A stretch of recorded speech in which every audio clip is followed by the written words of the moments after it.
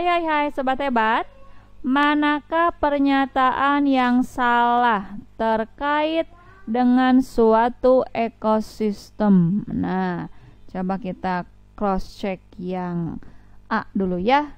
Yang A ini, makin tinggi keanekaragaman jenis, ekosistem akan makin stabil.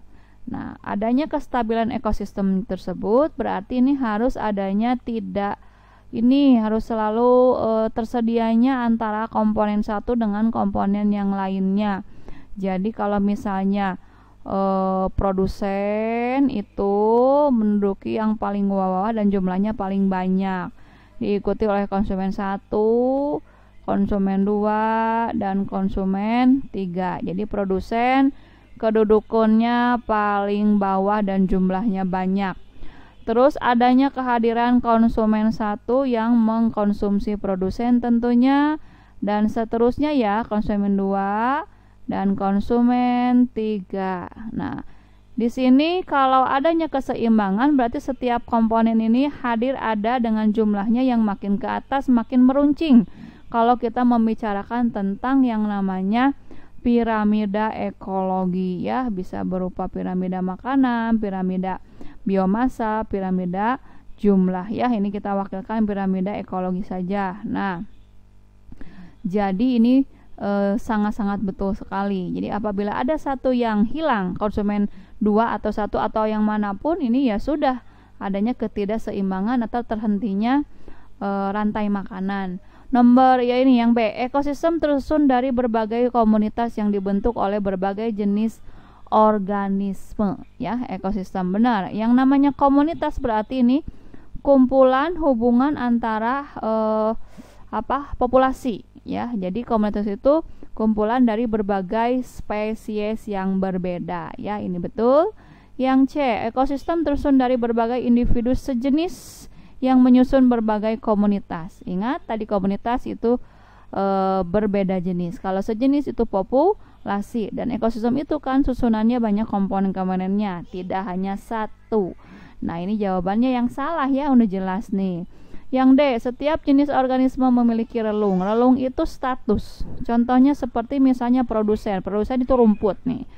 Rumput ya status di ekosistemnya yaitu sebagai produsen gitu ya, dengan memiliki taraf tropi yang ke-1 seperti itu. Nah ya, jadi ini betul, sangat betul sekali. Yang E, antar komunitas terhubung oleh aliran energi. Nah, aliran energi itu akan mengalir dari satu komponen ke komponen yang lainnya tanpa hilang, hanya berpindah tempat dari hewan yang satu ke tumbuhan atau ke komponen yang lainnya. Jadi ini antar komunitas tentunya, yaitu perbedaan hewan atau makhluk hidup yang lainnya. Jadi ini betul, jawabannya C. Semangat.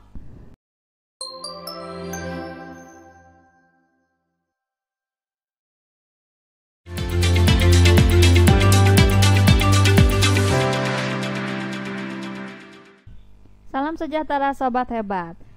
Gambar apakah ini?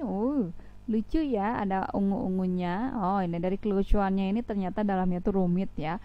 Ini bisa kita bedakan dari hurufnya dulu ya. Ini ada F kecil, G kecil, F besar, G besar. Jadi dalam satu rangkaian kromosom yang sepasang ini memiliki suatu istilahnya keterkaitan atau biasanya dari bentuk fungsi yang sama ya. Nah, untuk yang dari bagian nomor 1 dan 2 ini dia memang bersaudara. Kalau yang 3, 4 juga sama bersaudara. Nah, jadi kalau kromosom yang memiliki ukuran bentuk fungsi yang sama itu biasanya disimbolkan dengan hurufnya sama kecil atau sama besar ya, mau yang lengan atas maupun yang lengan bawah. Nah, ini yang ditanyakannya sister chromatid. Sister chromatid itu yaitu kromosom atau kromatid ya, yang memiliki bentuk, ukuran ya, fungsi yang sama. Nah, disebut dengan, boleh dibilang kalau sepasangan berarti namanya kromosom homolog ya, kromosom yang sejenis. Nah, kalau misalnya untuk yang 3 dan 4 juga sama, ini sejenis. Apabila kita gabungkan misalnya kromosom ini yang pertama ya, yang pertama atau yang A lah ya.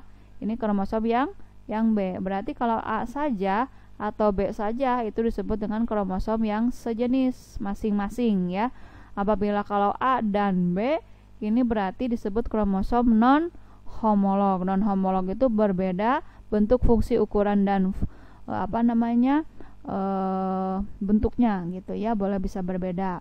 Nah, jadi kalau kita lihat sister kromatin berarti harus yang bersaudara atau yang memiliki bentuk ukuran yang sama, yaitu sebagai kromosom homolog.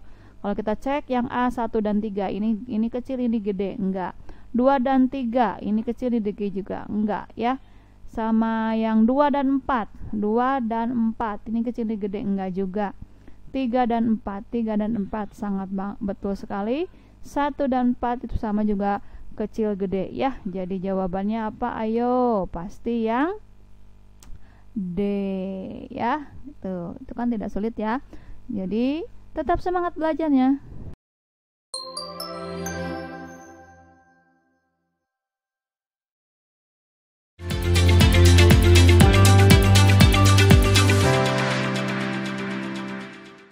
Salam sejahtera sahabat hebat. Metabolisme fermentatif memiliki karakter apa saja? Ini fermentatif, berarti anaerob ya. Nah, itu. Nah, sekarang kita lihat yang A. Donor elektron senyawa organik dan akseptor elektron senyawa anorganik. Donor itu berarti yang melepaskan elektron ya ke senyawa organik, dan penerima elektron yaitu senyawa anorganik. Ini pernyataannya apakah betul atau salah? Nah, sekarang kita lihat yang namanya fermentasi gitu ya. Yang namanya fermentasi, untuk yang mengomentari yang A ya, fermentasi itu merupakan proses oksidasi reduksi ya. Fermentasi ini dia merupakan reaksi yang namanya oksidasi reduksi ya.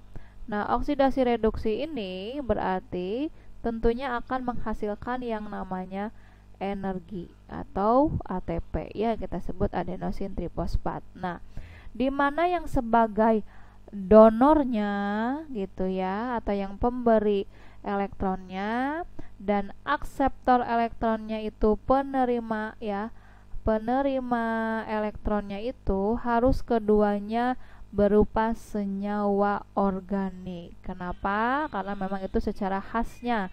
Contoh seperti faktor ini, tahapan apa namanya, glikolisis. Nah, glikolisis jikalau masuk ke fermentasi anaerob berarti ini harus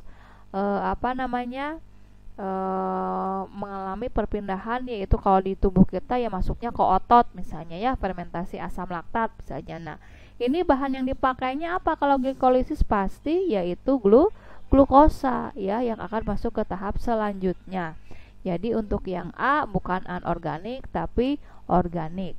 Yang B, donor dan akseptor elektronnya senyawa anorganik ya. Ini kalau ini keduanya anorganik, yang tadi ini organik, betul satu, ini salah. Berarti ini keduanya makin ngaco. Fosforilasi sistem transfer elektron dan fosforilasi oksidatif. Fosforilasi itu pengikatan fosfat ya, yang bersifat aerob. Ini yang bersifat aerob ya. Salah satunya mencapai tahapan namanya transfer elektron. Karena kalau aerob ini urusannya ke mitokondria, Mitokondria itu ada 3 tahapan, ada dekarboksilasi oksidatif, ada siklus Krebs, ada sistem transfer elektron. Nah, transfer elektron masih bagian aerob. Jadi ini tidak sama sekali, apalagi ini ya. Oksidasi tidak sempurna. Untuk yang E, salah satu oksidasi tidak sempurna ya kita sebut dengan namanya fermentasi. Kenapa dibilang oksidasi tidak sempurna gitu ya? Kenapa ini bisa dikatakan seperti ini? Karena yang ini contoh aja ya, yang familiarnya itu namanya fermentasi asam asetat ya. Fermentasi asam asetat itu biasanya yang daya produksinya gitu ya, daya produksinya ini dihasilkan. Daya produksi ini dihasilkan, udah dihasilkan lalu ini bisa dipindahkan. Nah, bisa dipindahkan ke molekul O2 tentunya. Nah, ini hasil dari penghasilan ini lalu dipindahkan ke molekul O2, ini yang menyebabkan oksidasinya tidak sempurna. Jadi ada beberapa yang tidak mengalami fermentasi atau oksidasi yang lebih optimal gitu ya. Nah, contoh yang lain seperti ada fermentasi alkohol gitu ya. Nah, fermentasi alkohol itu kan sama juga, oksidasi tidak sempurna gitu ya, contoh yang lainnya. Jadi ini metabolisme fermentatif punya karakter oksidasi tidak sempurna. Jawabannya yang E. Semangat.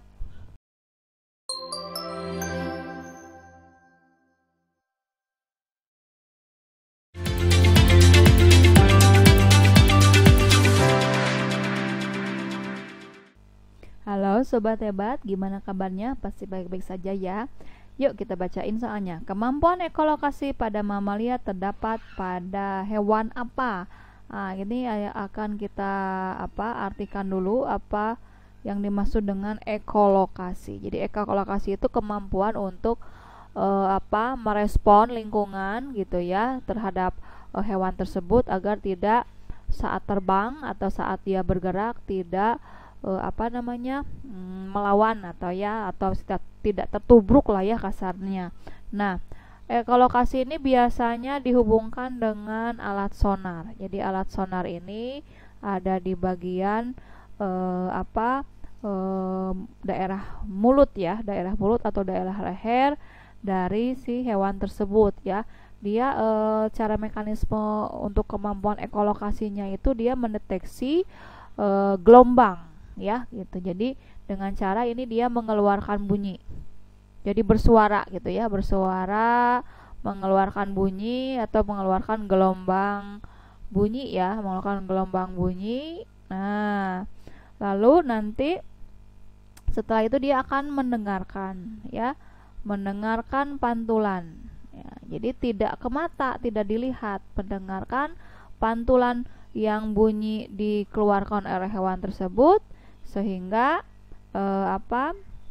yang dipantulkannya itu akan sampai ke telinganya. Jadi walaupun di malam hari gelap gulita, hewan-hewan ini tidak akan menubruk objek yang di depannya gitu ya, dipantulkan oleh objek yang ada di sekitarnya. Jadi gitu ya. Jadi udah bisa ketebak ya hewan apa nih ya, yaitu pasti kelelawar. Jadi kelelawar walaupun gelap di gua-gua gitu ya yang gelap gulita, dia bersuara aja dulu, ngeluarin gelombang, nanti ketemu di depan objek itu ada yang menghalangi, nanti dia akan memantul gelombangnya. Nah, berarti dia akan diterima oleh telinga dari kelelawar itu, bukan oleh mata. Jadi untuk mata penglihatan memang kurang tajam untuk hewan yang kemampuan ekolokasi ya. Tetap semangat belajarnya.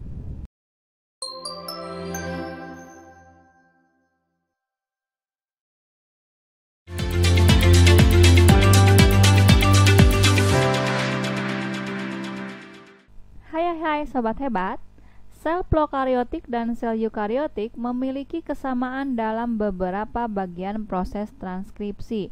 Sebab sel prokariotik dan sel eukariotik memiliki enzim polimerase RNA atau RNA polimerase yang mengikat daerah promotor untuk memulai transkripsi.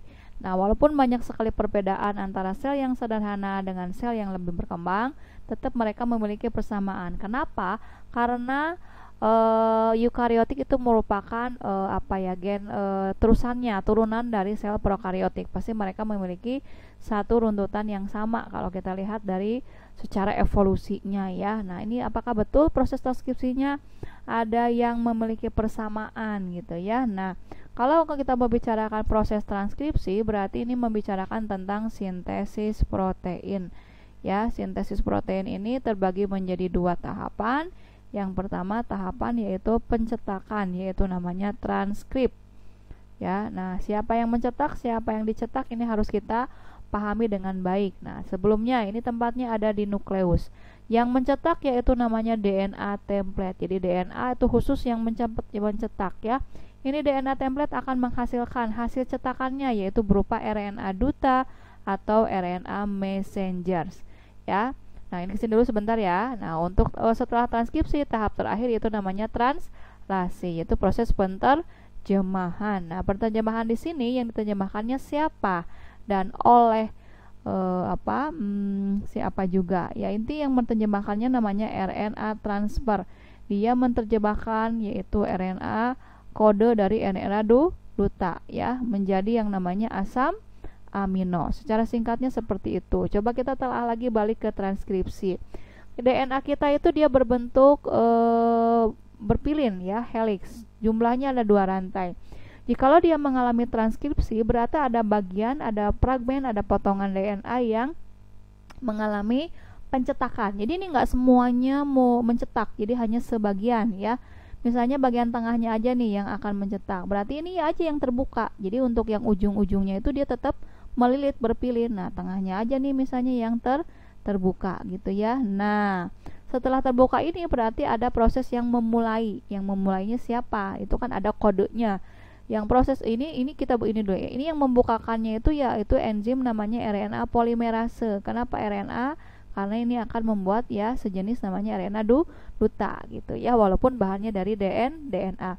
Setelah terbuka, nah baru itu mulai pencetakan yaitu dari kode-kode yang dimiliki oleh si DNA template ini gitu ya. Nah, setelah terbuka ini baru nih akan mulai pembacaan kode-kode genetik. Jadi ini start pencetakannya itu dimulainya sebelah mana, oleh kode apa, itu diperintahkan oleh yang namanya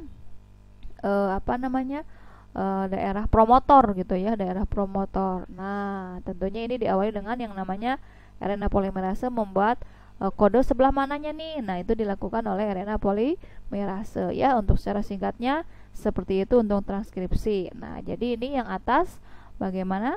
Apakah betul sel prokariotik dan eukariotik memiliki kesamaan dalam beberapa bagian transkripsi? Ya, betul ya. Jadi karena ini dilihat dari bagian proses bukan letaknya. Karena kalau di letaknya nanti ada perbedaan antara eukariotik dan prokariotik. Sebabnya sel prokariotik dan sel eukariotik memiliki enzim RNA polimerase yang mengikat daerah promotor untuk memulai pencetakan gitu ya. Jadi ini betul-betul berhubungan sekali. Semangat!